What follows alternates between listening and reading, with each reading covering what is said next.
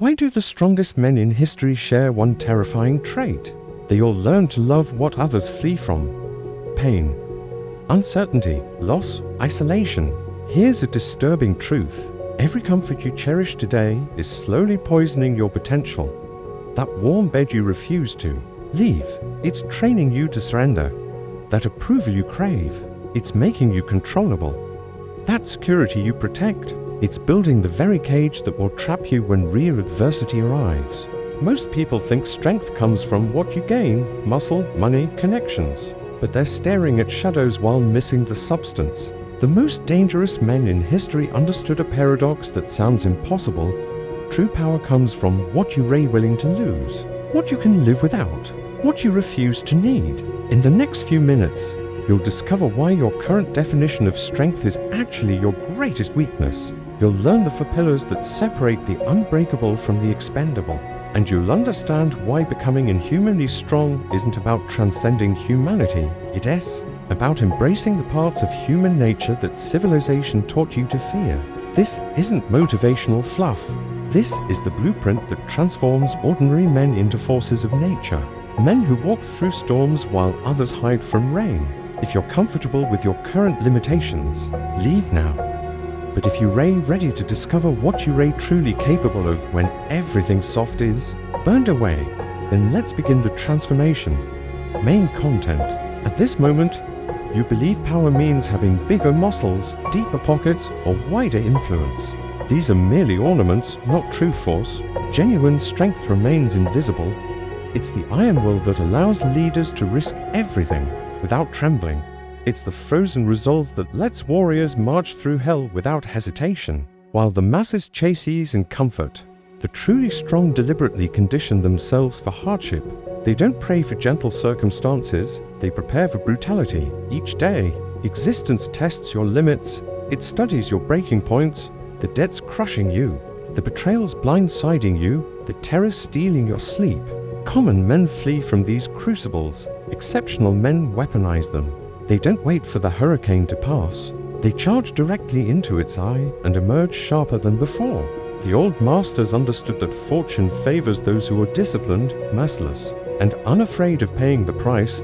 This message isn't about inspiration. It's not about winning. Popularity contests. It's about forging an unbreakable will. One so absolute that nothing, not agony, not terror, not catastrophic failure, can twist it out of shape. If you want safety, stop here. But if you want to become unreachable, if you want to achieve inhuman levels of strength, continue forward. Pillar 1. Destroy the comfort illusion. The first foundation of inhuman strength demands you shatter the fantasy. That existence will treat you gently. Reality is merciless. It doesn't reward kindness, talent, or potential. It's not waiting to crown you for good behavior. It's sharpening its claws. And if you're hiding behind comfort zones, imagining you're protected, you've already begun losing. Observe those around you. They cling to their routines like drowning men clutch driftwood. They rise seeking warmth, pleasure, escape. They dodge discomfort like it's poison. That's precisely why they shatter so completely.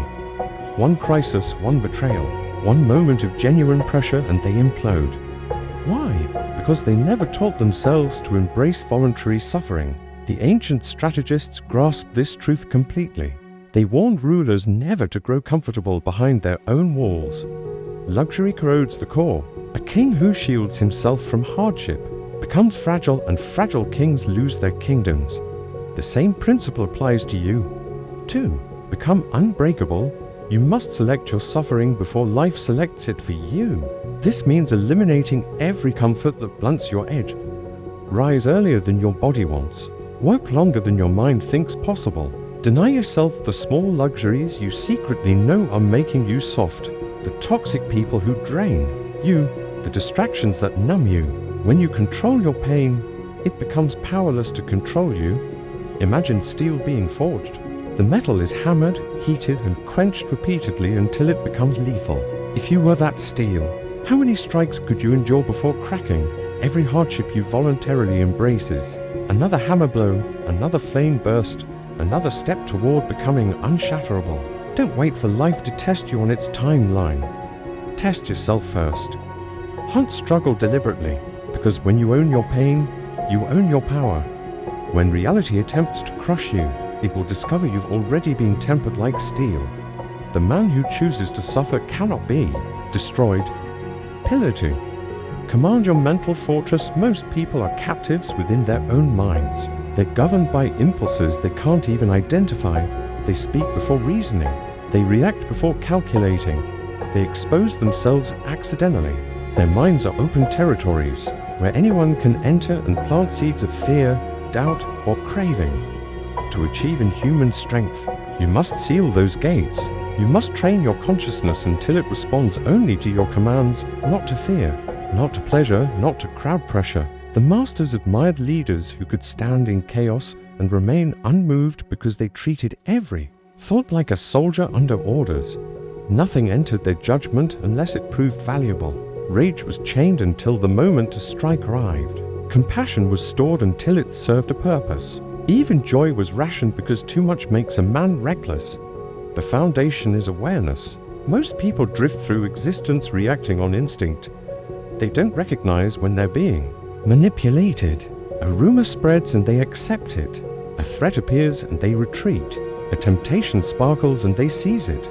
But you will learn to pause. That single pause, that moment where you refuse automatic reaction, is the birth of control. Envision your mind as a fortress with towering stone walls. Every thought must be examined at the entrance. Is this fear legitimate or mere noise? Does this desire serve me or enslave me? Is this anger useful or will it expose me? If a thought fails inspection, it's denied entry. With practice, this becomes instinctive. Once you master this discipline, people will sense something different about you.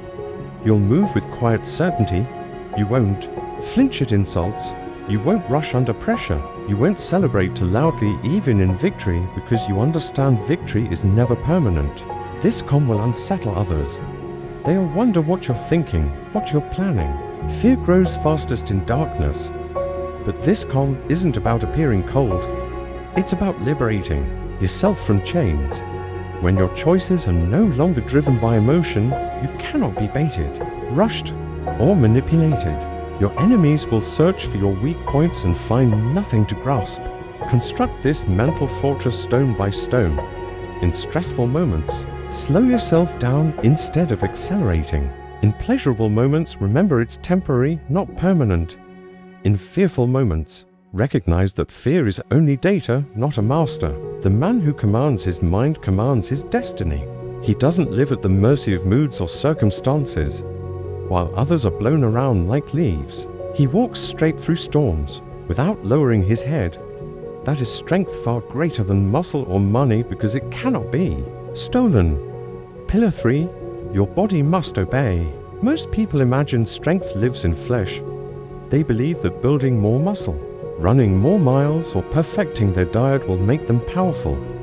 But the reality is harsher. The body isn't strength itself, it's merely a servant. And like any servant, it must obey or it becomes the master. Examine today's world.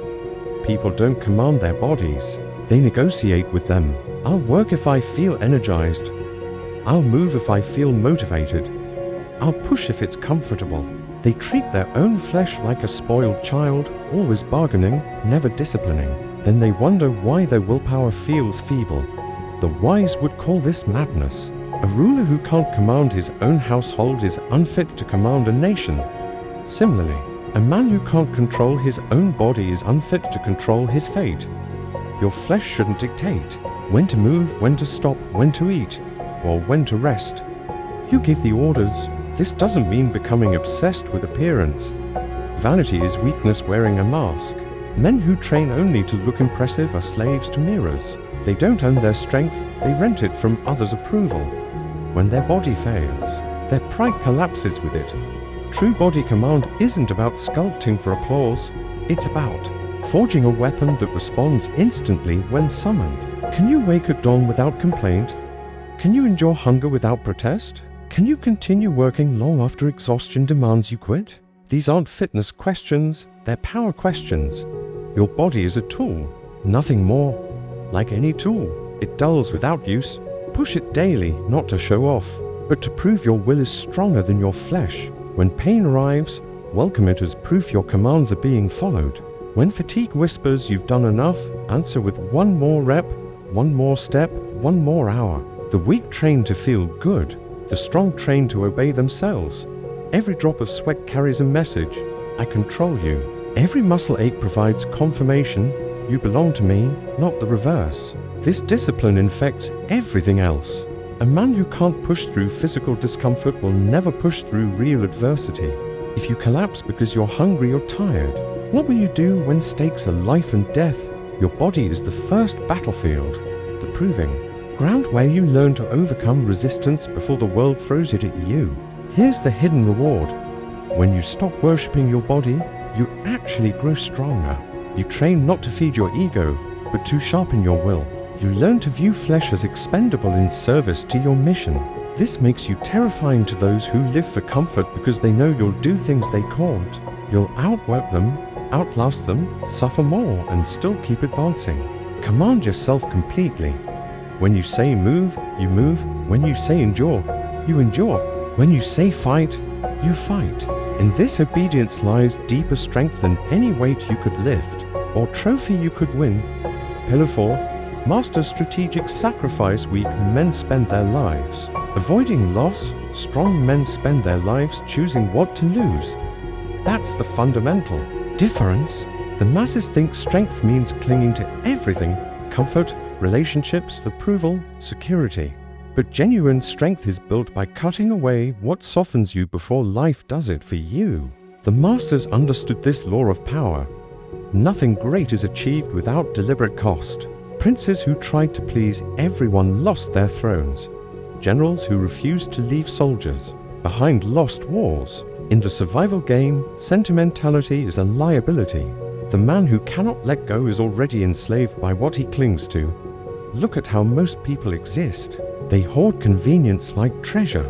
Terrified of discomfort, they keep worthless friends to avoid loneliness. They take safe jobs to avoid risk. They maintain bad habits because abandoning them would wound their pride. Because they never choose to bleed, life eventually takes everything from them simultaneously.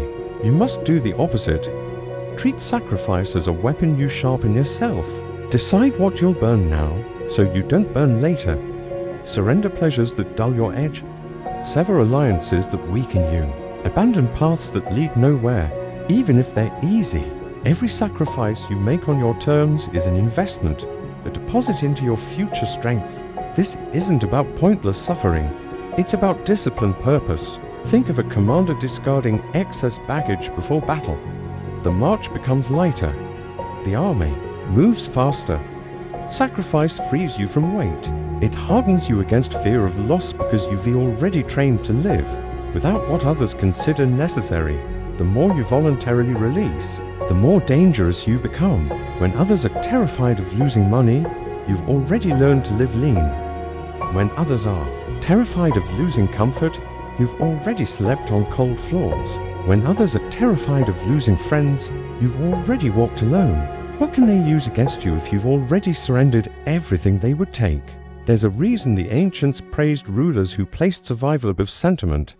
They knew that a prince willing to sacrifice his own comfort, even his own reputation, could not be cornered. Such men appear ruthless, but truthfully, they are simply free from the fear of loss. Start small. Abandon one indulgence every week. Not forever, but long enough to prove you control it. Not the reverse. Decline one invitation you secretly don't need. Spend one evening working instead of distracting yourself. Each act of sacrifice isn't weakness.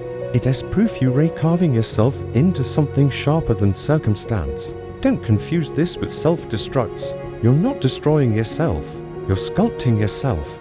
The great artists carved statues by chipping away everything that wasn't part of the masterpiece. Sacrifice works identically. You chip away weakness until only power remains. When you master sacrifice, you terrify people effortlessly. They see a man who cannot be bribed by comfort, slowed by luxury, or paralyzed by fear of isolation. They see someone who will choose his mission over his feelings every time. That makes you dangerous. Because if you're willing to surrender what others worship, you can take everything they thought was untouchable. Pillar 5. Become unreadable. The strongest man isn't simply the one who can endure more pain or impose more willpower. It's the one who cannot be read, anticipated, or cornered. When people know exactly who you are and how you'll react, they know how to defeat you. Predictability is weakness masquerading as consistency. Most people broadcast their inner world like neon signs.